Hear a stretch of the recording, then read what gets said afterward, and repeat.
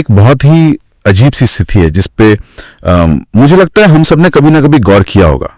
जरा कल्पना कीजिए कि किसी व्यक्ति को एक बिल्कुल खाली और शांत कमरे में बैठा दिया जाए।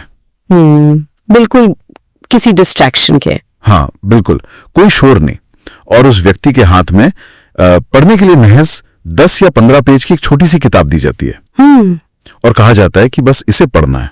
और फिर क्या होता है ये तो हम सब जानते हैं। हाँ, मतलब सिर्फ 3 या 4 मिनट के अंदर ही उस व्यक्ति के शरीर में एक अजीब सी बेचैनी शुरू हो जाती है। आंखों में भारीपन आने लगता है और ऐसा महसूस होता है जैसे दिमाग पर कोई बहुत बड़ा बोझ डाल दिया गया हो। सही कहा, वो 10 पेज एक पहाड़ की तरह लगने लगते हैं। लेकिन इसी का एक दूसरा पहलू भी है जो और भी ज्यादा हैरान करने वाला है। बिल्कुल। अगर उसी व्यक्ति के हाथ से वो किताब ले ली जाए और उसे उसका अपना स्मार्टफोन दे दिया जाए, अब वही व्यक्ति उसी कुर्सी पर बैठकर शॉर्ट वीडियो जैसे रील्स या शॉर्ट्स देखना शुरू करता है। और फिर कोई थकान नहीं होती। बिल्कुल नहीं। 2 घंटे 3 घंटे कैसे बीत जाते हैं इसका अंदाजा ही नहीं लगता।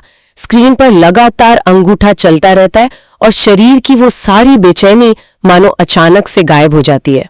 यही वो विरोधाभास है जो सच में दिमाग को उलझा देता है। मतलब आमतौर पे जब कोई इंसान घंटों तक इस तरह स्क्रीन से चिपका रहता है तो उसे बस आलसी या कामचोर मान लिया जाता है। हाँ, ऐसा लगता है कि उस इंसान के अंदर इच्छा शक्ति की कमी है। एकदम सही। लेकिन आज के इस डीप डाइव में हम जिस विषय की गहराई में जा रहे हैं वो इस पूरी धारणा को जड़ से बदल देता है। हमारे पास जो स्रोत है, the dopamine hijack trading cheap thrills for real achievement, ये सामग्री ये साबित करती है कि ध्यान न लगा पाना कोई आलस्य नहीं है। ये असल में एक बहुत बड़े बायोलॉजिकल हाईजैक यानी एक जैविक अपहरण का हिस्सा है। बिल्कुल। तो चलिए इसे थोड़ा और गहराई से समझते हैं। हम सब एक ऐसे केमिकल के नियंत्रण में हैं जो आज पूरी दुनिया की आदतों को चला रहा है, डोपामीन। और डोपामाइन को लेकर सबसे बड़ी समस्या ये है कि इसके इर्द गिर्द बहुत सी गलत फहमियां बुनी गई हैं। बचपन से लेकर आज तक जब भी बातचीत में डोपामाइन का जिक्र होता है तो उसे सीधे तौर पर खुशी से जोड़ दिया जाता है। हाँ, एक आम धारणा बन गई है कि डोपामीन का मतलब है हैप्पीनेस हार्मोन, है ना? ऐसा लगता है जैसे डोपामीन रिलीज होने का मतलब है किसी इंसान का खुश होना। बिल्कुल, लेकिन जो न्यूरोसाइंस है उसके अनुसार ये एक बहुत बड़ा झूठ है। एक सेकंड रुकिए, ये बात पचाना थोड़ा मुश्किल है, क्योंकि जब कोई अपनी पसंद का काम कर रहा होता है या घंटों तक फोन स्क्रॉल कर रहा होता है तो उसे मजा तो आ रहा होता है ना। अगर डोपामीन खुशी का केमिकल नहीं है तो फिर वो मजा क्या है? ये एक बहुत ही जायज सवाल है और यहीं से दिमाग की असली कार्यप्रणाली समझ में आती है। डोपामाइन खुशी का नहीं बल्कि लालसा और प्रेरणा मतलब क्रेविंग और मोटिवेशन का केमिकल है। अच्छा, तो ये हमें संतुष्ट नहीं करता? नहीं, बिल्कुल नहीं। इसका मुख्य काम किसी को संतुष्ट करना नहीं है, बल्कि इसका काम है इंसान को किसी चीज के पीछे दौड़ाना। इसे एक उदाहरण से समझते हैं। हाँ, बताइए। जैसे जब कोई व्यक्ति पिज्जा का एक गर्मा गर्म टुकड़ा खाता है और उसे जो स्वाद आता है, पेट भरने की जो संतुष्टि मिलती है, वो मजा असल में दिमाग की दूसरे रसायनों का काम है, जैसे एंडोर्फिन या सेरोटोनिन। अच्छा, तो फिर इस पूरी पिज्जा वाली स्थिति में डोपामाइन की क्या भूमिका है? डोपामाइन वो केमिकल है जो उस पिज्जा को खाने से पहले काम करता है। मतलब जब पिज्जा बॉक्स सामने रखा होता है और उसे देखकर जो एक और टुकड़ा खाने की तीव्र इच्छा होती है। अरे हाँ, वो जो तलब उठती है कि बस एक और बाइट मिल जाए। बिल्कुल, वो बेचैनी डोपामाइन है। डोपामाइन हमेशा भविष्य की तरफ देखता है। उसे वर्तमान में मिल रहे आनंद से कोई मतलब नहीं है। उसका बस एक ही मंत्र है, मुझे ये एक और बार चाहिए और अभी चाहिए। बाप रे। मतलब अगर इस नजरिए से देखें तो डोपामीन एक ऐसी शक्तिशाली रेस कार के इंजन की तरह लगता है जिसमें स्टीयरिंग व्हील ही नहीं है। ये बहुत अच्छी तुलना है ना? इंजन बहुत तेज है, उसमें बेहिसाब ऊर्जा है। वो बस अंधी दौड़ लगाना चाहता है। उसे ये नहीं पता कि कहां जाना है, मंजिल क्या है या कब ब्रेक लगाना है। वो बस और ज्यादा की मांग कर रहा है। बिल्कुल, बिना स्टीयरिंग की शक्तिशाली गाड़ी। लालसा कभी शांत नहीं होती, वो बस अपना लक्ष्य बदल लेती है। और ये अंतर समझना इसलिए इतना महत्वपूर्ण है क्योंकि जब तक हम ये नहीं समझेंगे कि डोपामाइन हमें खुशी नहीं दे रहा बल्कि सिर्फ हमसे और ज्यादा की मांग कर रहा है, तब तक हम इसके पीछे के विज्ञान को नहीं समझ सकते। सही बात है। लेकिन एक बड़ा सवाल यहां यह पैदा होता है कि अगर ये सिर्फ एक इंजन है जो हमें दौड़ा रहा है, तो आज के इस समय में इस इंजन का स्टीयरिंग कौन घुमा रहा है? इस सवाल का जवाब मानव विकासवाद यानी एवोल्यूशन और आज की आधुनिक तकनीक के टकराव में छिपा है। अगर हम इसे बड़े संदर्भ से जोड़े तो हमें हजारों साल पीछे जाना होगा, जब इंसान जंगलों में रहता था। हाँ, तब डोपामाइन को एक बहुत ही खास और जरूरी मकसद के लिए डिजाइन किया गया था, इंसानों को जिंदा रखना, सर्वाइवल के लिए। जाहिर है उस दौर में खाना ढूंढना या शिकार करना कोई आसान काम तो था नहीं। बिल्कुल, हमारे पूर्वजों को मीलों पैदल चलना पड़ता था, मौसम की मार झेलनी पड़ती थी और कड़ा संघर्ष करना पड़ता था। तब जाकर जब वे कोई बहुत मुश्किल काम पूरा करते थे, जैसे कोई खाना ढूंढ लिया, तब उन्हें इनाम मिलता था। हाँ, तब दिमाग उन्हें इनाम के रूप में डोपामाइन की एक खुराक देता था, ये याद दिलाने के लिए कि ये काम जिंदा रहने के लिए जरूरी है, इसे दोबारा करो। उस समय डोपामाइन बहुत महंगा था, इसे पाने के लिए बहुत मेहनत करनी पड़ती थी, खून पसीना एक करना पड़ता था। प्रकृति ने इसे एक इनाम की तरह रखा था।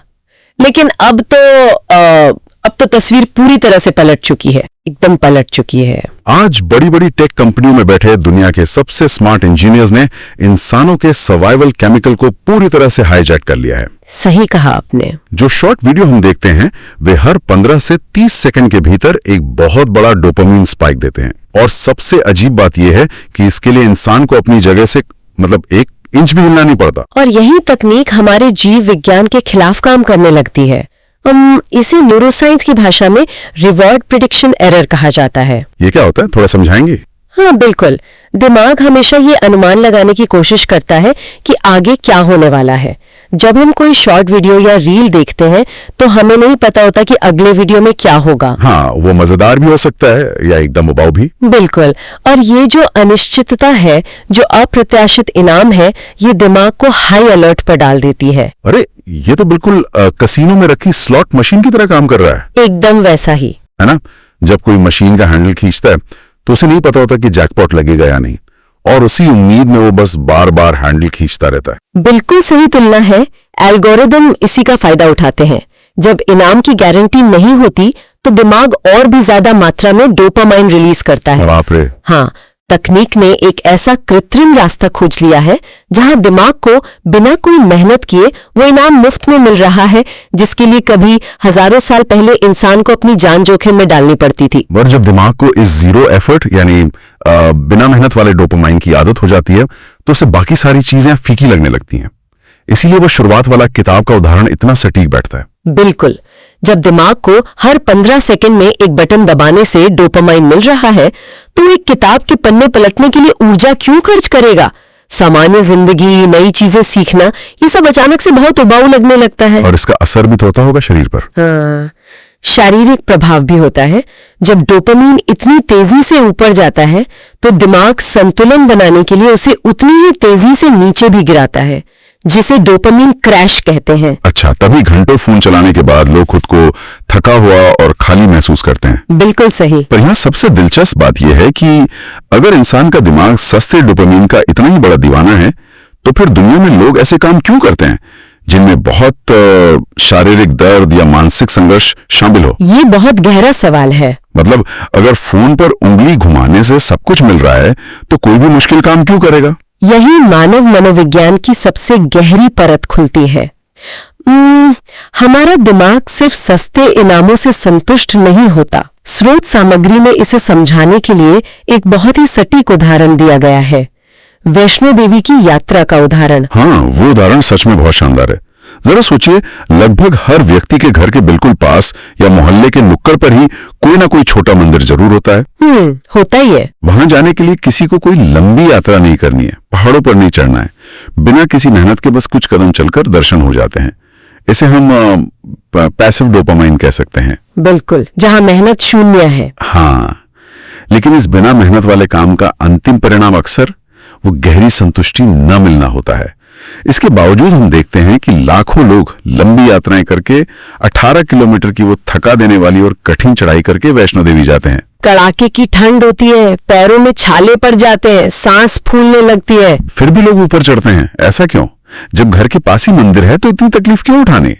इस शारीरिक कष्ट के पीछे न्यूरोलॉजी का क्या खेल है?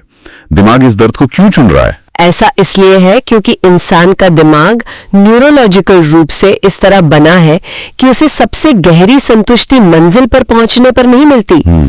उसे वो संतुष्टि उस तक पहुंचने में लगने वाले घर्षण यानी फ्रिक्शन और प्रयास में मिलती है। अच्छा, तो मतलब सफर ज्यादा जरूरी है। हाँ, दिमाग के अंदर दर्द और खुशी एक ही तराजू के दो पलड़े हैं। जब कोई व्यक्ति कड़कड़ाती ठंड में शरीर के थक जाने के बावजूद वो चढ़ाई पूरी करता है तो उसने बहुत सारा दर्द सहा होता है। और इस दर्द के संतुलन में दिमाग भारी मात्रा में जो केमिकल रिलीज करता है उसे एफर्ट बेस्ड डोपामाइन कहा जाता है। एफर्ट बेस्ड डोपामाइन, ये बहुत ही अहम बात है। जी, ये वो डोपामाइन है जो मुफ्त में नहीं मिला है। इसे इंसान ने अपने खून पसीने से कमाया है।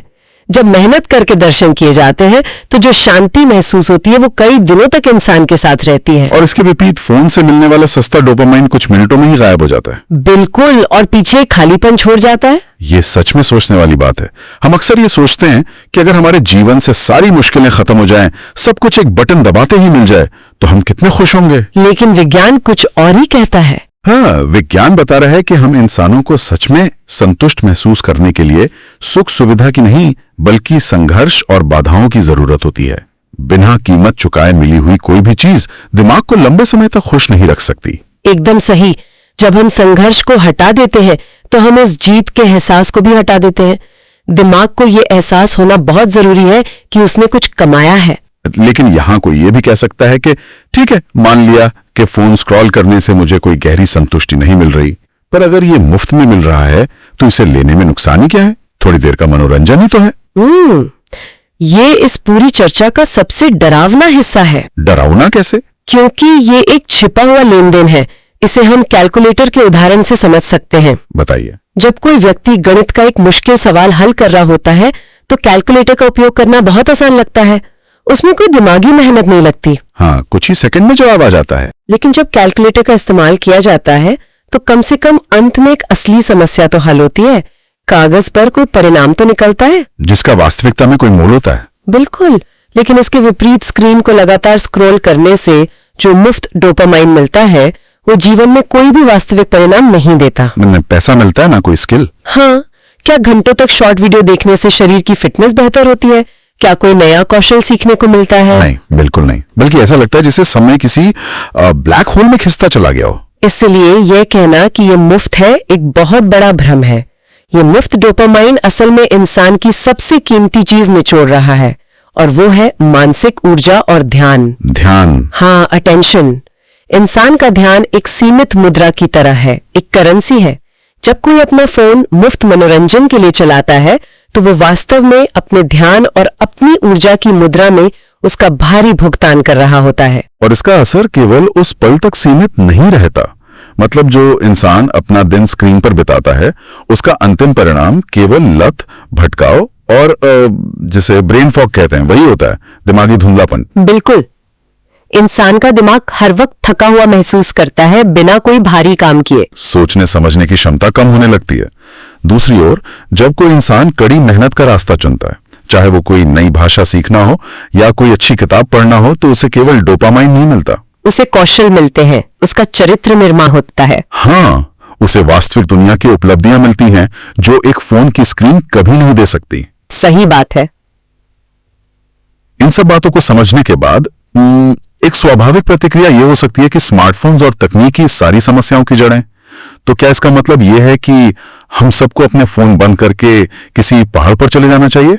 नहीं, समाधान इतना एक्सट्रीम नहीं हो सकता और ये व्यवहारिक भी नहीं है। हाँ, आज के जमाने में फोन फेंकना तो मुमकिन नहीं है। आगे बढ़ने के लिए बहुत जरूरी है। असली मुद्दा यह है कि उस डोपामाइन का स्रोत क्या है ना? एकदम सही। तो फिर हम संतुलन कैसे बनाएं?